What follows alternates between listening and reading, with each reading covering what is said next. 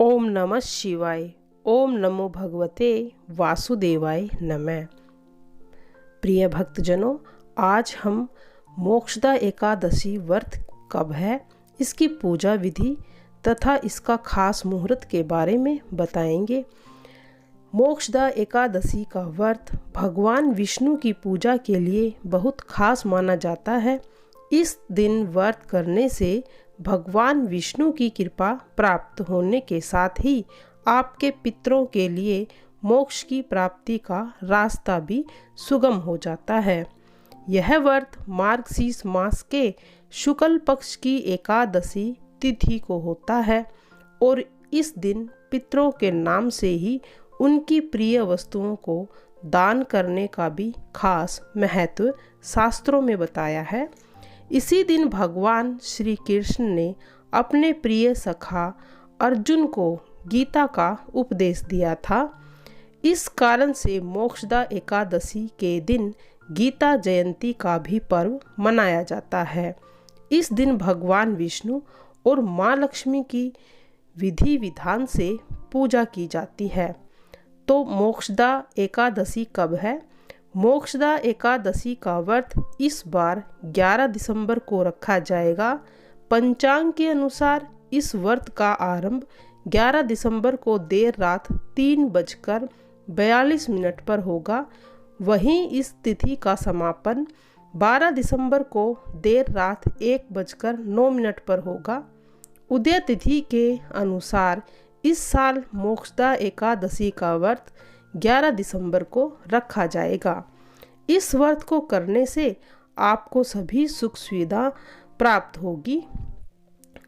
मोक्षदा एकादशी की पूजा विधि। मोक्षदा एकादशी के दिन सुबह जल्दी उठकर ब्रह्म मुहूर्त में स्नान कर ले, स्वच्छ कपड़े धारण करके मंदिर की साफ सफाई कर ले और मंदिर को गंगा जल से पवित्र कर ले। इसके बाद लकड़ी की चौकी ले, उस पर पीला कपड़ा बिछाकर विष्णु भगवान की प्रतिमा को स्थापित कर ले। आप चाहें तो भगवान श्री कृष्ण की प्रतिमा भी स्थापित कर सकते हैं। पंचामृत से भगवान विष्णु का अभिषेक करें और इस दिन भगवान विष्णु को पीला चंदन, अक्षत, पीले फूल अवश्य अर्पित करें। भगवान विष्णु की पूजा करें और मोक्षदा की व्रत कथा का पाठ करें। साथ ही विष्णु चालीसा का भी पाठ अवश्य करना चाहिए। सबसे आखिर में भगवान की आरती करके भोग लगाएं और प्रार्थना करें। अगले दिन सुबह व्रत का पारण करें और जरूरतमंदों को दान आदि पुण्य करें। आइए सुनते हैं कथा।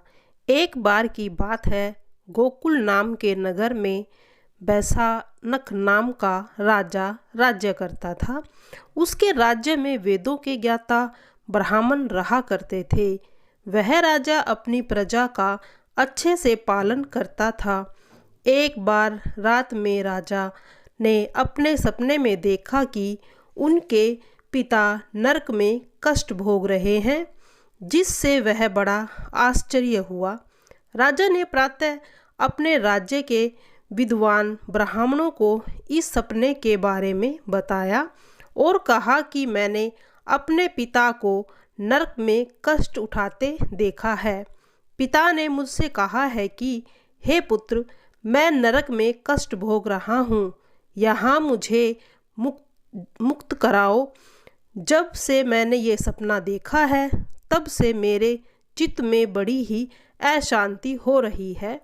मुझे इस राज्य, धन, पुत्र, स्त्री, हाथी, घोड़े आदि में कुछ भी सुख प्रतीत नहीं होता। राजा ने ब्राह्मण देवताओं से कहा कि इस दुख के कारण मेरा सारा शरीर जल रहा है। अब आप कृपा करके कोई ऐसा उपाय बताएं जिससे मेरे पिता को मुक्ति मिल जाए।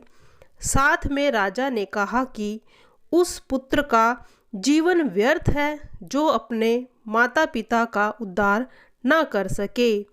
एक उत्तम पुत्र तो वो होता है जो अपने माता पिता और पूर्वजों का उद्धार करता है। वह 1000 मूर्ख पुत्रों से अच्छा है।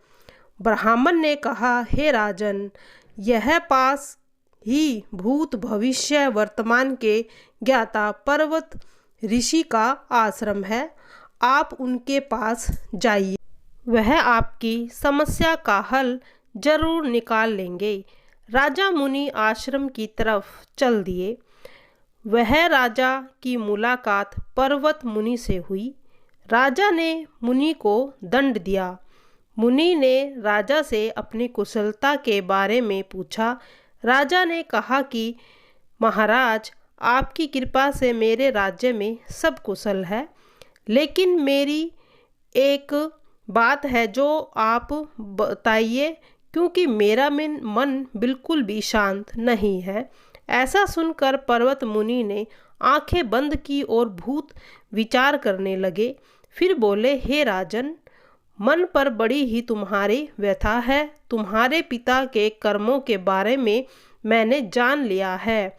उन्होंने पूर्व जन्म में कामातुर होकर एक पत्नी को रति की, किंतु सोत के कहने पर दूसरे पत्नी को ऋतुदान मांगने पर कुछ नहीं दिया था। यही कारण है कि उन्हें नरक में जाना पड़ा था।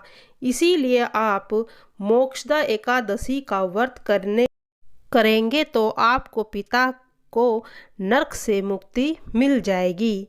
राजा ने ऐसा ही किया। उसने मोक्षदा एकादशी का व्रत किया और पूरे नियम के साथ ब्राह्मणों को भोजन कराया और विष्णु जी का पाठ किया तथा तुलसी माता की कथा सुनी। इसको करने के बाद राजा के पूर्वजों को नरक से मुक्ति मिल गई।